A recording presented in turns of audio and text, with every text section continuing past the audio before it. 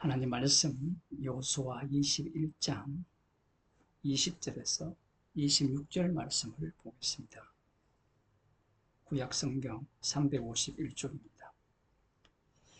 그 남은 레위 사람 고앗 자손의 가족 곧 고앗 자손에게는 제비 뽑아 에브라임 지파 중에서 그 성읍들을 주었으니 곧 살인자의 도피성 에브라임 산지 세겜과 그 들이요 또 게셀과 그 들과 깁사임과 그 들과 벳호론과 그 들이니 네 성읍이요 또 단지파 중에서 중부성 엘드게와 그 들과 깁버돈과 그 들과 아얄론과 그 들과 가드림몬과 그 들이니 네 성읍이요 또 므낫세 반지파 중에서 중거성 다낙과 그 들과 가드림몬과 그 들이니 두 성읍이라 그앗 자손의 남은 가족의 성읍이 모두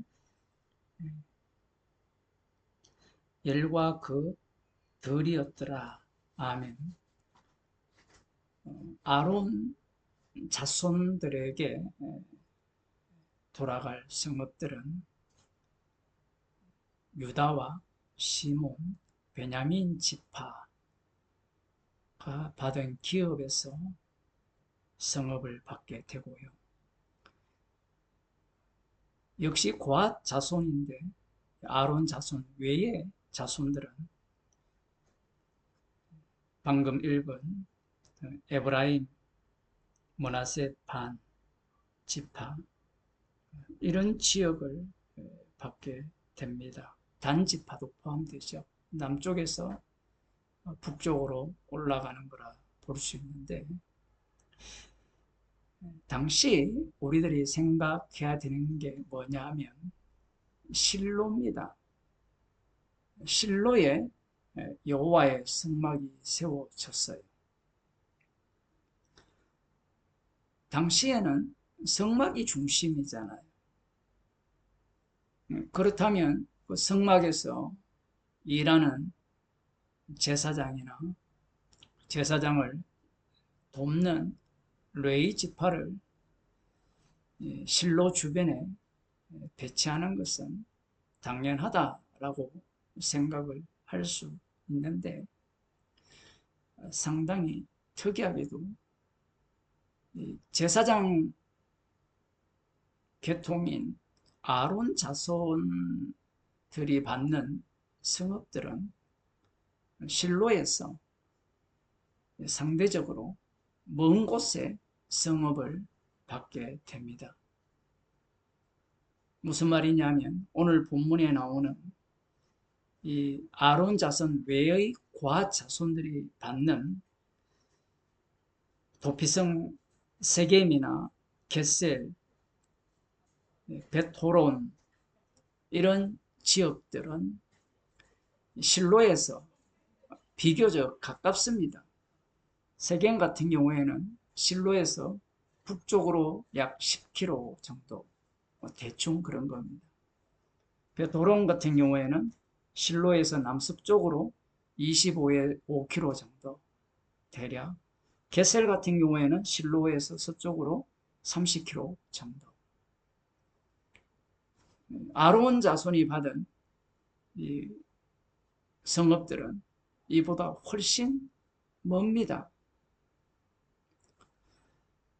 창세기 49장에 보면 야곱이 12아들에게 축복을 할 때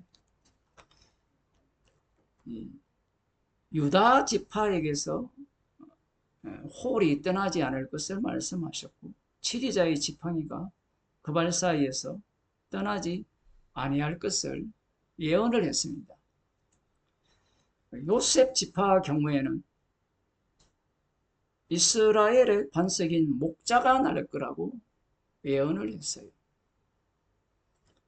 우리들이야 잊어버릴 수 있을지 모르지만 요셉 지파의 경우에는 이 말씀을 잊을 수가 없겠죠. 이 말씀을 생각을 하고 해석을 할 것인데 우리들은 이미 유다 지파가 중심이 된 이 예루살렘 모리아산에 솔로몬 성전이 세워지는 것을 알고 있습니다. 하지만 아직 솔로몬 성전은 등장하지 않았죠. 하지만 이 예루살렘 지역은 베냐민 지파와 유다 지파가 기업으로 받게 됩니다. 여호와 하나님께서 앞으로 하실 일을 미리 배치했다라고 볼 수 있고요. 또 한편으로는 이 고앗 자손들에게 실로와 가까운 성읍들을 줌으로 말미암아 그들이 해석할 여지를 줍니다. 물론 그들이 어떻게 해석했다는 것은 나오지 않는데 에브라임 지파를 보게 되면 이 실로가 에브라임 지파의 기업에 속해 있습니다. 이것을 생각하면 당연히 여호수아도 에브라임 지파이기 때문에 이스라엘의 중심은 에브라임 지파라고 생각을 할 수가 있죠. 실제로 이 솔로몬의 범죄로 말미암아 여호와 하나님께서 선지자를 통하여서 창세기 49장에 약속된 목자 여로보암 왕을 만들죠. 그 여로보암 왕이 만일에 다윗처럼 율법에서 떠나지 아니하면 그 왕위가 영원할 것을 여호와 하나님께서 말씀을 하셨습니다. 하지만 아직 거기까지 도달하지 않은 상황입니다. 우리가 말씀을 보면서 궁금한 게 이런 거죠. 하나님께서 말씀을 주실 때, 기업을 주실 때 다른 여지의 해석을 못하도록 주시면 참 좋잖아요. 예를 들어 실로의 주변에 아예 실로를 비롯한 그 땅을 제사장 자손들에게 주셨다면 에브라임이 다른 해석을 할 이유가 없을 겁니다. 그런데 하나님께서는 이 기업과 기업을 분배하면서 그리고 성막이 있는 실로를 중심으로 함에도 불구하고 누구나 생각할 때 제사장으로 섬기는 아론 자손들이 그 땅을 차지하면 참 좋을 것인데 여호와 하나님께서는 그런 방식으로 일을 하지 않는다라는 겁니다. 해석의 여지를 주시는 거죠. 사실은 해석의 여지를 주지 않더라도 해석하는 자가 선악과를 먹은 인간들입니다. 하지만 이런 어떤 조건들을 하나님께서 주시게 된다면 자신들이 이 과거에 야곱이 예언한 그 예언을 떠올리면서 주도권을 행세하려는 모습을 보입니다. 그게 사사기 8장에 나오거든요. 기드온이 미디안을 치죠. 여호와 하나님께서 300명의 군사로 미디안을 치고 이후에 이 기드온이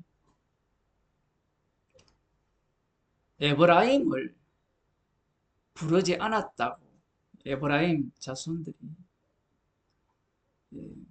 크게 싸웠습니다. 기드온과. 이런 모습을 왜 보이느냐? 창세기 49장에 예언된 목자가 날 것이라는 약속도 있고 그리고 자신들 기업 안에 성막이 있기 때문에 그런 겁니다. 하나님께서 이러한 배치를 통하여서 인간의 죄를 드러내는 겁니다. 그 죄를 드러내는 방식이 뭐냐면 말씀에 근거한 죄예요. 요한복음 9장을 보면 유명한 사건이 나오죠. 1절에 보면 예수께서 길 가실 때 날 때부터 소경된 사람을 보셨어요. 오늘날 소경된 사람을 보면 뭐라고 합니까? 뭐 유전병일 수도 있을 수도 있고 뭐 다른 여러 사후에 사고를 당했을 수도 있죠.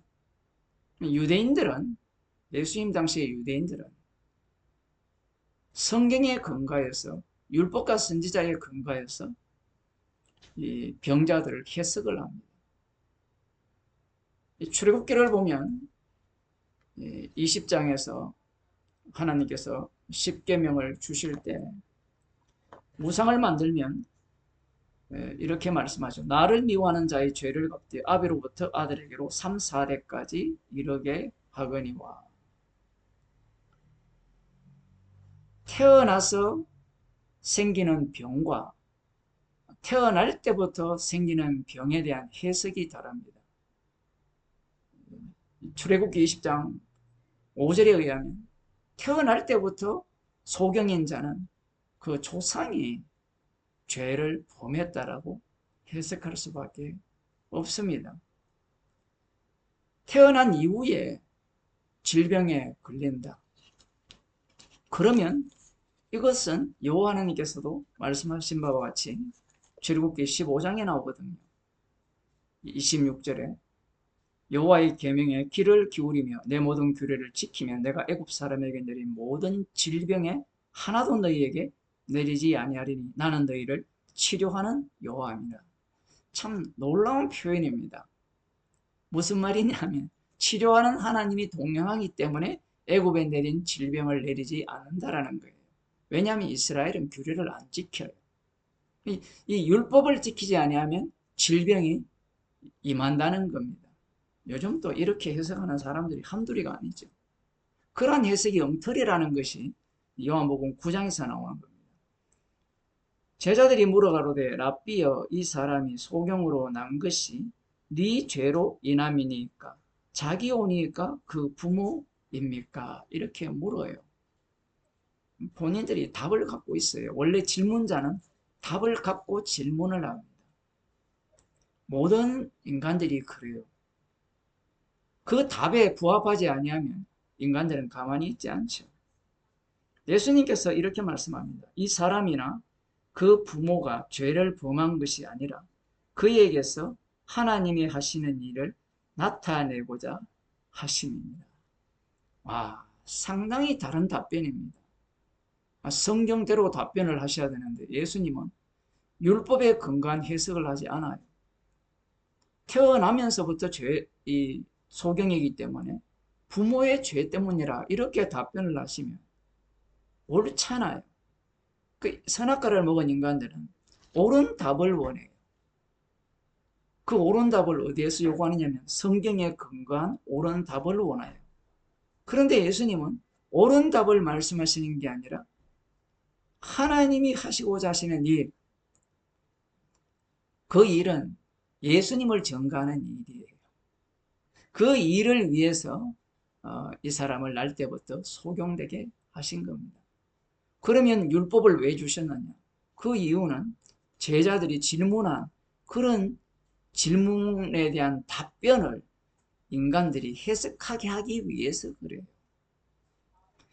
무슨 말이냐면 죄를 지어서 질병을 당하는 겁니까? 아니면 질병을 당할 수밖에 없는 상황인데 치료하시는 하나님이 치료해 주셔서 질병을 당하지 않는 겁니다. 출애굽을 생각해 보세요. 어린 양의 피로 구원을 했잖아요. 그런데 이런 말씀이 있으면 인간들은 해석을 하죠. 자기가 마치 죄를 안 지으면 애굽에 내린 질병을 안 내릴 것이고 혹시 죄를 범하면 내 자식이 질병에 걸릴 것이라. 그 성경에 이 십계명에 그렇게 나오기 때문에 그렇게 해석할 수밖에 없잖아요. 아무리 율법을 파고 뒤집어도 예수님의 해석이 안 나오거든요. 하나님이 하시고자 하는 일이 뭐냐? 그것은 동의를 해요. 하나님이 하시고자 하는 일을 나타내기 위해서 말씀을 주셨고 그 말씀에 해당되는 인물을 주셨는데 하나님이 하시고자 하는 일은 예수님이 오셔서 그 일을 밝혀줍니다. 그 전까지는 막혀 있어요. 그 일이 무엇이냐 하면 바로 예수님이 이렇게 말씀하죠. 35절입니다. 예수께서 저희가 그 사람을 쫓아냈다는 말을 들으셨더니 그를 만나사 가라사대 네가 인자를 믿느냐 대답하여 가로되 주여 그가 누구시오니까 내가 믿고자 하나이다. 예수께서 가라사대 네가 그를 보았거니와 지금 너와 말하는 자가 그이니라. 가로되 주여 내가 믿나이다 하고 절하는지라. 예수께서 가라사대 내가 심판하러 이 세상에 왔으니 보지 못하는 자들은 보게 하고 보는 자들은 소경되게 하려 함이라 하시니 이렇게 말씀했어요. 보는 자들은 보지 못하게 하고 보지 못하는 자들은 보게 한다. 소경을 보게 했다. 이 말씀을 하는 게 아니에요. 소경을 눈뜨게 했지만 예수님이 인자이심을 믿지 못합니다. 눈뜨게 해서 예수님이 찾아가시니까 비로소 이 눈뜬 소경이 눈을 뜨게 된 거예요. 하지만 눈떠 있는 자들은 예수님을 알아보지 못하죠. 그들은 눈떠 있기 때문에 판단할 능력이 있다라고 생각을 하는 겁니다. 물리적으로 눈을 떴다라는 표현도 되지만 눈을 떴기 때문에 자신들은 예수님이 행하는 일에 대해서 판단할 능력이 있다라는 겁니다. 자기가 소경임을 모르는 거예요. 주님께서는 이런 환경입니다. 이 말씀에 근거한 날 때부터 소경된 자를 만나게 하셔서 인간들의 해석을 거기에 덧붙여서 예수님의 해석을 거기에서 해내시면서 예수님이 심판하러 오신 분임을 증거하는 도구로 사용한 거예요. 이렇게 되면 실로 그리고 기업을 분배받는 아론 자손들 아니면 아론 자손 외에 고핫 자손들 이들 모두가 다 하나의 기능일 뿐입니다. 예수님이 심판주 되심을 드러내기 위한 기능이에요. 그것을 위하여서 주님은 우리에게 다른 환경, 다른 형편, 각각이 처한 나라들에 살게 하신 거예요. 사람들은 한번 생각해 보세요. 날 때부터 소경된 자가 하나님이 하시고자 하는 일을 하기 위해서 예수님이 심판주 되심을 드러내기 위해서 날 때부터 소경되었다. 이 사람이 몇 살인지는 모르겠습니다만 듣는 부모나 당사자는 얼마나 분하겠어요. 미국에서 태어나지 못한 게 천추의 한이 되는 인간들이 있잖아요. 어느 지역에 태어나느냐 그건 전혀 상관이 없습니다. 복음을 전하고 복음의 능력이 활동하는 그 일에 있어서는 영향을 받지 않아요. 모든 환경이 예수님께서 심판하는 주님임을 눈뜬 자는 보지 못하게 하고 보지 못하는 자를 보게 하는 분임을 증거하는 환경과 여건 속에 우리를 두신 겁니다. 그러니 십자가를 증거하기 위한 환경이기 때문에 우리는 어떤 형편과 환경에서도 감사한 마음으로 십자가의 사랑을 증거하는 주님이 눈뜬 자는 보지 못하게 하고 보지 못하는 자는 보게 하는 그 능력이 드러나는 복음을 자신만만하게 전하시기를 바랍니다. 기도하겠습니다. 하나님 아버지, 우리는 언제나 나 중심으로 모든 환경과 형편을 해석합니다. 좀 말씀을 배웠기에 말씀을 근거로 하여서 해석합니다. 본다고 하는 자를 보지 못하게 하시고 소경을 눈뜨게 하시는 주님이 날마다 저희들을 눈뜨게 하셔서 십자가의 복음을 자랑하게 하시고 마음껏 증거하는 주의 백성으로 살게 하여 주옵소서. 예수님 이름으로 기도드립니다.